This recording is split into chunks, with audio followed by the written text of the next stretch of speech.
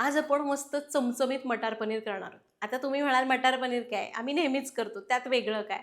पण एकदा माझी पद्धत ट्राय करा ना. तुम्हाला सांगते एकदम साधी सिंपल रेसिपी आहे आणि बेसिक रेसिपी असली तरी सुद्धा त्याची चव नादच खुळा. एक नंबर मटार पनीर तयार होतो. हॉटेलला सुद्धा मागे टाकेल इतकी भारी चव. माझ्या पद्धतीने रेसिपी बघायची आहे तर व्हिडिओ शेवटपर्यंत बघा आणि लाईक जरूर करा. नमस्कार, सरिताच्या स्वयंपाकघरात म्हणजेच आपल्या सरिताज किचनमध्ये आज आपण करणार आहोत 10 लोकांच्या प्रमाणामध्ये मटार आणि पनीरची भाजी. आता मटार पनीर आपण बऱ्याचदा करतो, पण इथं मी तुम्हाला 10 लोकांचं प्रमाण सांगणार आहे. कारण बऱ्याचदा काय होतं, आपल्या घरात पार्टी असते, बर्थडे असतो किंवा जास्त प्रमाणात तुम्हाला करायचं आहे. तुम्हाला जर व्यवसाय करताय, फूड ऑर्डर्स घ्यायच्यात, तर त्या अनुषंगाने आपण हा व्हिडिओ करतोय. कमी प्रमाणात करायचं तरी पण अर्ध प्रमाण तुम्ही घेऊ शकता. पण मटार पनीर करताना काय अडचणी येतात? एकतर पनीरचे तुकडे होतात, ते पनीर वातळ चिवट होतं. तसं होऊ नये म्हणून काय करायचं? त्याचबरोबर ग्रेव्ही केल्यानंतर ग्रेव्ही एकीकडे पाणी एकीकडे असं होतं. तसं होऊ नये म्हणून काय करायचं? शिवाय हॉटेलसारखी चव आणण्यासाठी काय करायचं? या सगळ्यावर तुम्हाला सोल्युशन समजणार आहे. कारण मी ही रेसिपी बऱ्याचदा ट्राय केली, याच्यावरचे प्रॉब्लेम्स शोधून काढण्याचा प्रयत्न केला. ते सगळे तुमच्यासोबत शेअर करणार आहे. तुम्हालाही माहिती आहे सरिताज किचन म्हणजे अचूक प्रमाणात परफेक्ट रेसिपी ज्या तुम्ही पहिल्या प्रयत्नात करू शकता. त्यामुळे व्हिडिओला लाईक नक्की करा. रेसिपीला सुरुवात करूया.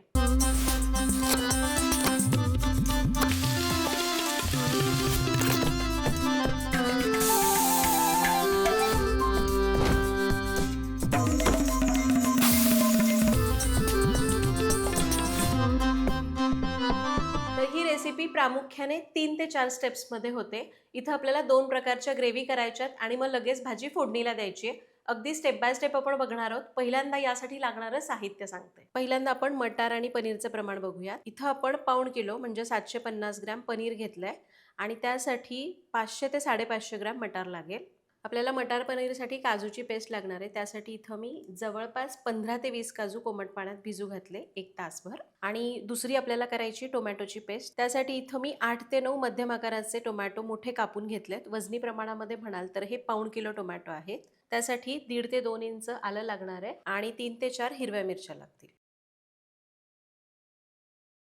भाजीच्या फोडणीसाठी आपण घेतलेत 1 चमचा जिरं, 3 चमचे आलं लसणाची पेस्ट, 6 ते 7 मध्यम आकाराचे कांदे वजनाने 400 ग्रॅम हे किसून घेतलेले आहेत. सोबतच लागेल अर्धा चमचा हळद, 2 ते 2.5 चमचे बेडगी मिरची पावडर, 3 चमचे धणेपूड, 2 चमचे गरम मसाला, 3 चमचे कसुरी मेथी, 3 ते 4 चमचे फ्रेश क्रीम, 3 ते 4 चमचे साजूक तूप आणि चवीप्रमाणे मीठ.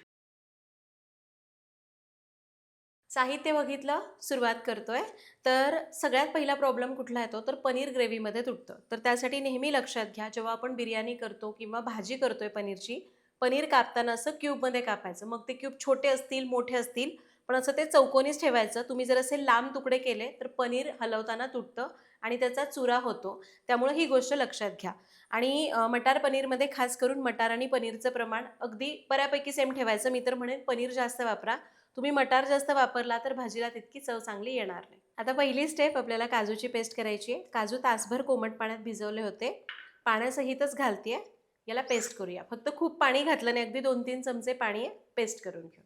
तर आपली काजूची पेस्ट तयार झाली. आता आपली दुसरी स्टेप आहे, आपल्याला टोमॅटोची ग्रेव्ही करायची आहे. त्यासाठी मिक्सरचं मोठं भांडं घेतलंय. त्यामध्ये घेऊया आलं, हिरवी मिरची आणि टोमॅटो. आता टोमॅटो सगळा बसत नसेल तर 2 भाग करून तुम्ही याची ग्रेव्ही करू शकता. मी 2 बॅचेसमध्ये याला बारीक पेस्ट करून घेणार आहे. आपली टोमॅटोची पेस्ट तयार झाली. तर आपली तयारी झालेली आहे. आता पटकन भाजी करायला घेऊ. चला, आता भाजी करायची त्याआधी पनीर तळणं आवश्यक आहे, म्हणजे ते चवीलाही चांगलं लागतं आणि भाजीमध्ये तुटणार नाही.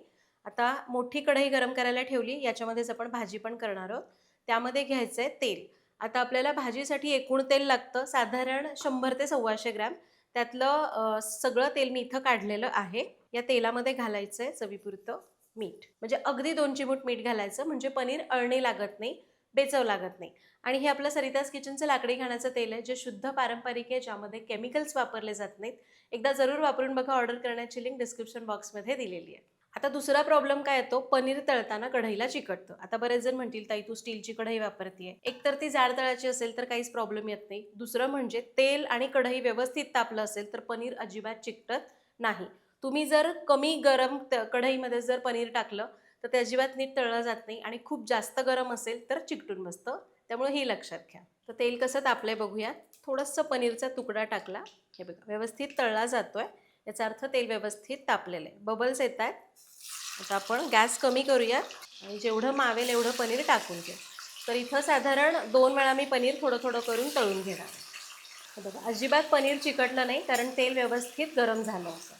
आता गॅस आपल्याला मध्यमच करायचा आहे आणि पनीर हलक्या तांबूस रंगावर तळायचं आहे. पनीर चिवट होण्याचं दुसरं कारण म्हणजे जर तुम्ही पनीर अति प्रमाणामध्ये तळलं तरी पण ते चिवट होतं.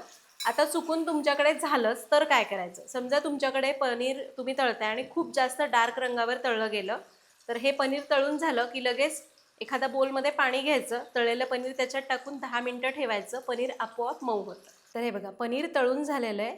असं हलक्या तांबूस रंगावर पनीर तळलं गेलं की काढून घ्यायचं. यापेक्षा जास्त डार्क रंगावर तळायचं नाही. तर सगळं पनीर आपण इथं काढून घेतलं. आता उरलेलं पनीर असंच तळूया. तर आपलं सगळं पनीर तळून झालं आहे. हे बघा अजिबात चिवट झालेलं नाही, छान असं मऊसूत झालेलं आहे आणि तुटलंही नाही. चला आता ग्रेव्ही झाल्या, पनीर तळून झालं, लगेच भाजी करूया. चला आता ही कढई अशीच आपण कंटिन्यू करतोय. तेल मी तसंच ठेवलंय. तुम्हाला वाटलं तेल जास्त होतंय तर तुम्ही कमी करू शकता, पण 10 लोकांना आता हे 100 ग्रॅम तेल घेतलंय ते पुरणार आहे. यामध्ये घालूयात जिरं. जिरं चांगलं फुलून द्यायचं.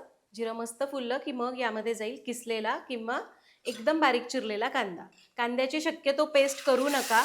पेस्ट केल्यावर एकतर कांदा भाजायला सुद्धा खूप जास्त वेळ घेतो आणि ग्रेव्ही ना इतकी मऊ होते ते असं ग्रेनी टेक्स्चर त्याच्यामध्ये येत नाही.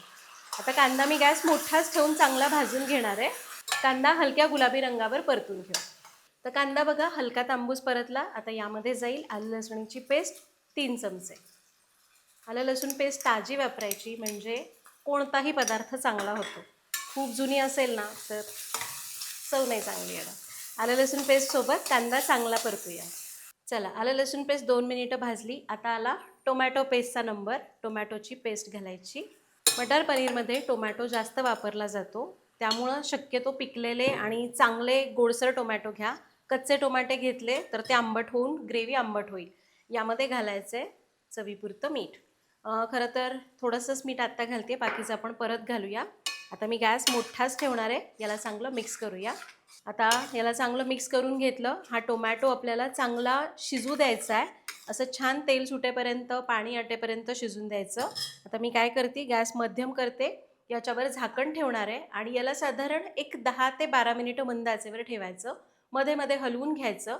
तुम्ही परतून पण शिजवू शकता, पण अंगावर चटके उडतात, त्यापेक्षा आपलं हे झाकून बरं पडतं. दर 2-2 मिनिटांनी हलवूया.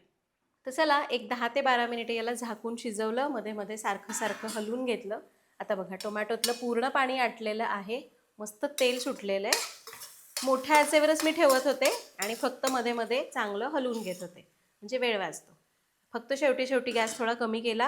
आता यामध्ये जाईल हळद, बेडगी मिरची पावडर, धणेपूड. आपण मसाला घेतला त्यातला अर्धा मसाला आपण इथं वापरतोय, अर्धा परत वापरूया. कसुरी मेथी घालायची आहे, हाताने थोडीशी चुरून घालायची. थोडंसं पाणी घालूया. गॅस मी आता मोठाच ठेवते आणि याला 2 मिनटं परतून घेणार. तर हे बघा मसाले आणि पाणी घालून आपण याला 2 मिनटं परतलं. मसाले घातले, पाणी घालायचं म्हणजे हे करपत नाहीत आणि कडू होत नाही. आता यामध्ये जातील मटार. लगेच पनीर घालायचं नाही, आधी मटार घालायचे. उरलेलं सगळं मीठ मी घालते. भाजीला घेतलं होतं तेवढं सगळं मीठ वापरलं. याला मिक्स करूया. तर आपण 10 जणांची भाजी करतोय, त्यासाठी इथं मी जवळपास ही 32 सेंटीमीटरची कढई वापरली. ती बरोबर होते. चला आता याच्यावर झाकण ठेवायचं आणि याला मंद आचेवर 3-4 मिनिटांची वाफ काढू. तर 3 ते 4 मिनिटांची वाफ काढली आपण. याला मिक्स करूया. आता या स्टेजला आपण यामध्ये घालूया काजूची पेस्ट. कधी कधी काय होतं, काजूची पेस्ट जेव्हा आपण ग्रेव्हीसोबत घालतो ना, ती खूप खाली चिकटून बसते, करपू शकते, म्हणून मी थोडीशी लेट घालते आहे. तुम्हाला पाहिजे तर टोमॅटोसोबत घाला, पण टोमॅटो पटकन शिजत नाही आणि काजू पटकन शिजतो आणि ती खाली तळायला लागते. आता याला मिक्स करूया. काजूची पेस्ट मटारसोबत 2 मिनटं परतू. तर चला आपण मटार या ग्रेव्हीमध्ये चांगला परतून घेतला, काजूची पेस्ट चांगली परतली आहे. आता इकडे मी पाणी गरम करायला ठेवलं आहे. हे गरम पाणी यामध्ये घालायचं, गार पाणी घालायचं नाही. तर तुम्हाला जशी ग्रेव्ही घट्ट पातळ हवी त्याप्रमाणे पाणी घाला. इथं मी साधारण 2 ते 2.5 कप पाणी घालते. तसं पण ही ग्रेव्ही खूप जास्त असा पातळ रस्सा करायची नाही. थोडंसं पाणी घालते. एकूण 2 कप पाणी घातलं असेल मी. एकदा या स्टेजला तुम्ही मीठ चाखून बघा, कमी वाटलं तर घाला, मला बरोबर वाटतंय. याला मिक्स करून घेऊ आणि गॅस मोठा करून उकळी आणू. तर हे बघा आता याला चांगली उकळी आली आहे. उकळी आली की गॅस कमी करूयात. याला तळापासून हलवून घ्यायचं आहे. हे आत्ता जरी थोडं पातळ दिसत असलं तरी पुन्हा थोडं दाटून येणार आहे. आता यामध्ये आपण घालायचे तळून घेतलेलं पनीर. त्याचबरोबर घालूयात फ्रेश क्रीम. फ्रेश क्रीम शेवटी घालायची, म्हणजे चव पण चांगली येते आणि ती खूप जास्त शिजून खूप तूप सुटत नाही. याला मिक्स करून घेऊया. आता बघा, फ्रेश क्रीम घातली की एक वेगळाच रंग, वेगळंच टेक्स्चर याला दिसू लागलंय. आता आपल्याला काय करायचं आहे, पनीर थोडंसं मऊ व्हायला पाहिजे ना, शिजलं पाहिजे. गॅस कमी करू, याच्यावर झाकण ठेवू आणि अगदी एक 5 ते 6 मिनिटं मंद आचेवर ठेवून देऊ. फक्त तुम्हाला वाटलं तर मध्ये एक वेळा हलवून घ्या. तर नंतर मी झाकण असं अर्धवट ठेवलं होतं, कधी कधी पूर्ण झाकल्यावर क्रीम फाटू शकते ना, म्हणून. तर आता बघा, सगळं आपण याच्यामध्ये घातलेलं आहे आणि आपलं हे मस्त मटार पनीर तयार झालंय. बघा, रंग पण मस्त आलाय. खूप लाल रंग नसतो मटार पनीरला, असा थोडा ऑरेंजिश शेडमध्येच असतो. सगळ्यात शेवटी उरलेला गरम मसाला घालूयात. त्याचबरोबर एक ऐच्छिक स्टेप आहे जी मी नेहमी फॉलो करते. यामध्ये मी 2 चमचे तूप जरूर घालते सगळ्यात शेवटी. याला मिक्स करूया. वरून चिरलेली कोथिंबीर घालायची आहे. चला, आता कोथिंबीर घातली, याला मिक्स करूया आणि आपली ही मस्त चमचमीत अशी मटार पनीर तयार झाली. बघा काय मस्त दिसतीये. याला खूप लाल रंग नसतो, अशी ऑरेंजिश शेडमध्ये असते कारण, आणि हे क्रीमी टेक्स्चर. आणि तुम्ही बघाल तर अजिबात पाणी एकीकडे, मसाला एकीकडे झालं नाही. परफेक्ट टेक्स्चरवर आपली ही ग्रेव्ही तयार झालेली आहे आणि ही बरोबर 10 लोकांना पुरते. म्हणजे 10 काय 15 प्लेट तयार होते. पण आपण वाढत असताना थोडीशी जास्त वाढतो ना, त्यामुळं 10 लोकांसाठी बरोबर प्रमाण होतं. तर अशा प्रकारे आज आपण इथं मस्त मटार पनीर कशी करायची ते बघितलं. 10 लोकांचं प्रमाण मी सांगितलेलं आहे. प्रॉफिट कसं काढायचं, कारण आपण फूड बिझनेस करणाऱ्यांसाठी पण हा व्हिडिओ केलाय. तर जेवढा तुमचा खर्च येतो त्यामध्ये मग तुम्ही किती साहित्य वापरलंय, लाईट असेल, पेट्रोल असेल, पॅकेजिंग असेल, भाडं असेल, या सगळ्या गोष्टी आधी कॅल्क्युलेट करायच्या. जेवढा खर्च होतो त्याच्या 60 ते 70% प्रॉफिट लावायचं. उदाहरणार्थ तुम्हाला 200 रुपये खर्च होतोय, तर समज आपण 60% प्रॉफिट ॲड करतोय, तर 200 रुपयाचे 60% 120 होतात. म्हणजे आपण 320 रुपये अशा पद्धतीने प्रॉफिट कॅल्क्युलेट करू शकतो. मी याचं सांगत नाहीये, मी फक्त एक रॅन्डम फिगर घेतलेली आणि तुम्हाला कॅल्क्युलेशन सांगते आहे.